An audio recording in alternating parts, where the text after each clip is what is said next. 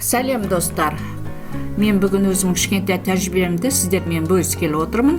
Сұйық кір сабынды алып, бос феридің ыдысына құйып, кір сабынды көбірек құямыз, сұйық кір сабынды.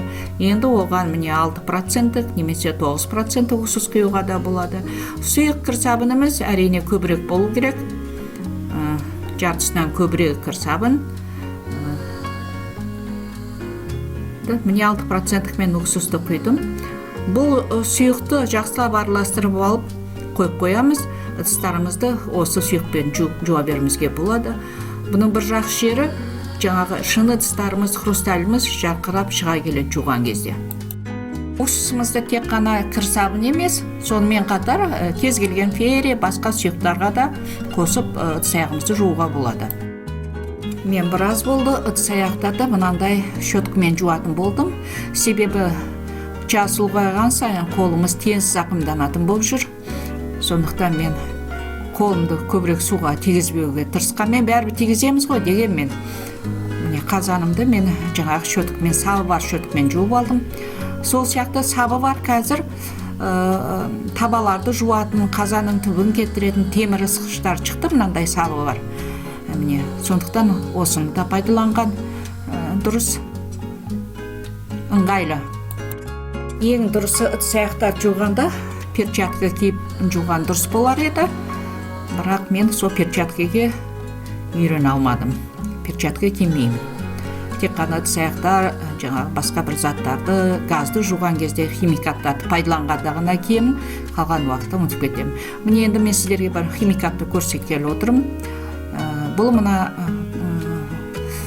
крандардың түптеріне тұз қатты байланып қалады, әсіресе бізде тұз көп, сондықтан осы химикатты басынан бастап, кранды алғаннан жаңадан бастап жиі осымен жуып тұрса, кранның түбіне мынандай тұз байланбайды.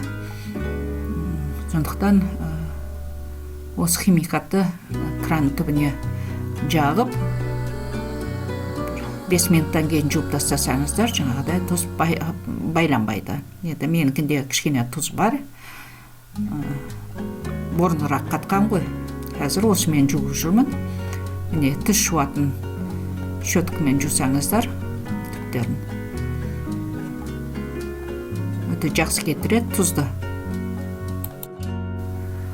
Мен бұның алдында видео түсіргем, ас бөлмемде құмырсқалармен қалай күрескенім туралы. Не құмырсқа кетті, ас бөлмемде құмырсқа жоқ қазір. Бірақ бір жарты айдай құмырсқамен күрестім. Жаңа борный кислота, жұмыртқа күн сайын қойып дайындап, құмырсқаның көзін құрттым. Құмырсқа жоқ. Енді міне азилет туралы мен сіздерге түсіргем. Азилет менің бірінші көмекшім. Газды, духовкамызды осы азилетпен жуам. Және мистер Мускул, бұл менің кухнямды мебелін жақсы тазалайды.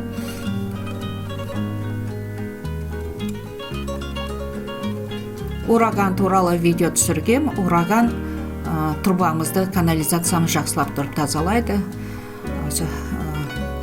Бітпей тұрғанда алдынла құйып, түнге қарата құйып тастасаңыздар, ертесінде ғана су ағызу керек. Сонда ураган жақсы тазалайды трубаны.